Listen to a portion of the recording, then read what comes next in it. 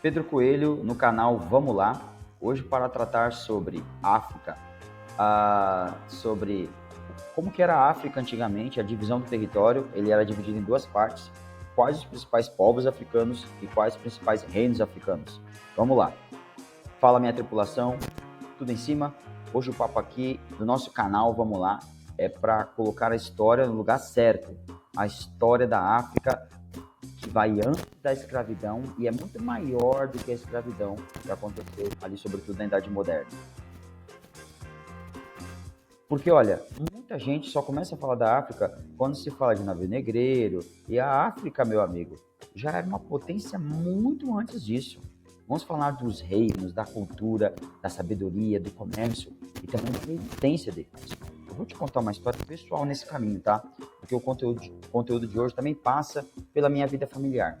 Então já sabe, se ajeita aí, se prepara e vamos lá, porque hoje a gente vai arrasar e vai atravessar séculos e oceanos com consciência e respeito. Parte 1 desse vídeo: África, continente diverso. Primeiramente, guarda isso aqui: a África não é um país, a África é um continente, e olha, dos grandes, viu? De cima da África, acima do Saara, nós temos a África setentrional. Isso, claro, pensando na antiguidade, tá? Na antiguidade não, contexto ali da Idade Média, século III até o século XIII mais ou menos. Onde estão os países como Egito, Líbia, Argélia. Essa região teve contato direto com o Mediterrâneo e foi dominada por impérios como o romano, o bizantino, e depois os árabes também chegaram lá, os árabes muçulmanos. É uma região de fortes trocas culturais com a Europa e com a Ásia, portanto. Mais abaixo do deserto do Saara, então o deserto do Saara é meio que uma fronteira natural que divide a África em duas regiões: a África setentrional, que é o lado norte da África, e a África subsaariana, abaixo do Saara, abaixo do deserto do Saara. E aqui, meu amigo, a história é outra: povos diversos, línguas diferentes, modos de vida distintos.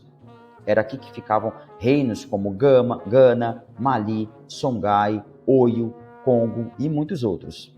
E é muito importante entender isso. Esses reinos não formavam um único povo africano. Você não pensa em europeu, um único povo. Você não pensa em americano, um único povo. Você entende ali as características individuais. Então, o povo africano também deve ser compreendido dentro dessa diversidade. Cada um tinha sua identidade própria, suas alianças, suas tradições. A África medieval era uma constelação de culturas e não uma coisa única só. E mesmo no Saara, no meio lá do Saara, havia comércio transsaariano, ou seja, que atravessava ali a região do Saara, que conectava o norte e o sul do Saara. Ouro, sal, tecidos, conhecimento e até as religiões passavam por essas rotas de miscigenação e sincretismo também, vamos chamar assim. Parte 2. O Reino de Gana. Um dos primeiros e mais fortes reinos da África subsaariana foi o Reino de Gana, que Gana foi de lá que surgiu muita exploração e lá havia muito, mas muito ouro. Havia minas riquíssimas e os comerciantes árabes vinham trocar esse ouro por sal, tecido, por armas, cavalos e outros produtos.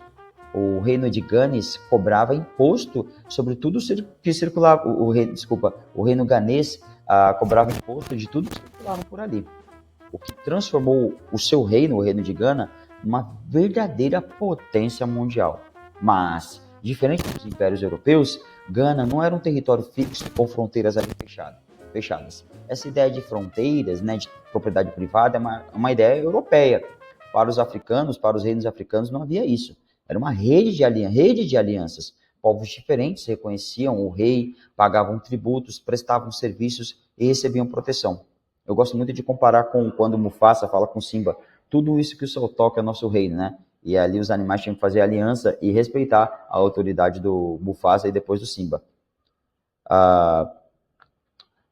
O declínio de Gana começou no século XII. Os motivos foram vários, né? Guerras com os povos vizinhos, descobrimento de novas minas de ouro em outras regiões.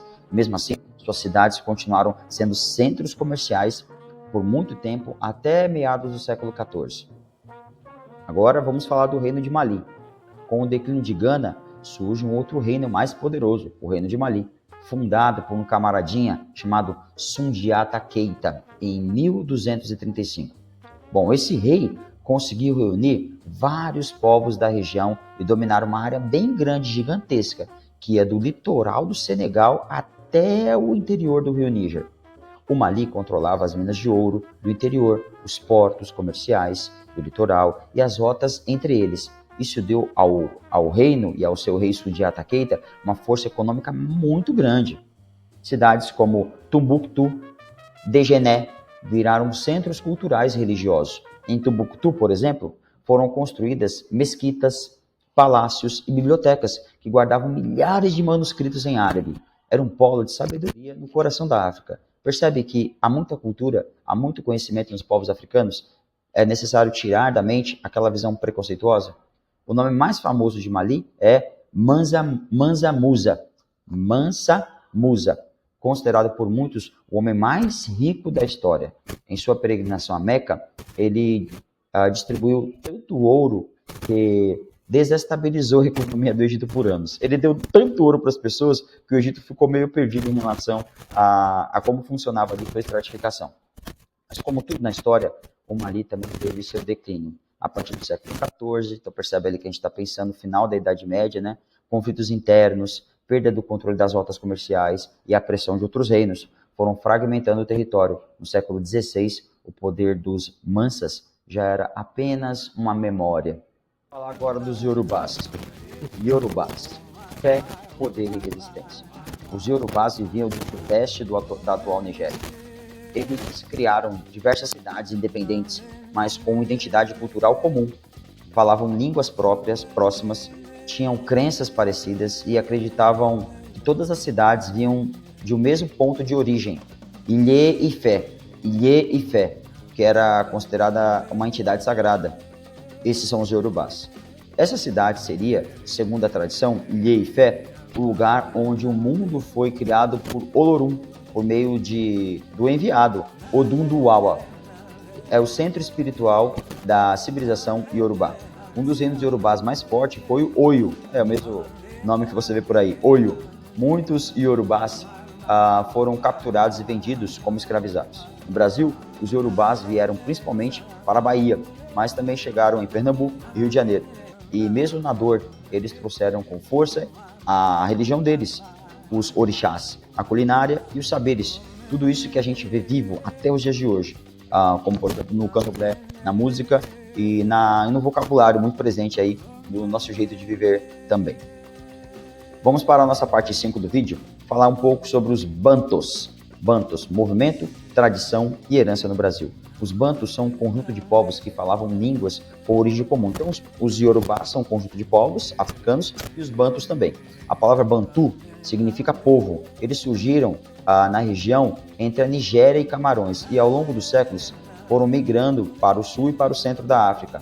Essa migração foi lenta, baseada na agricultura e nas trocas culturais. Por volta do século XIII, os Bantus já estavam espalhados por 2/3 da África subsaariana. Formaram sociedades bem diferentes, desde grupos nômades até reinos poderosos, como o grande Zimbábue, Reino do Congo, Macongo.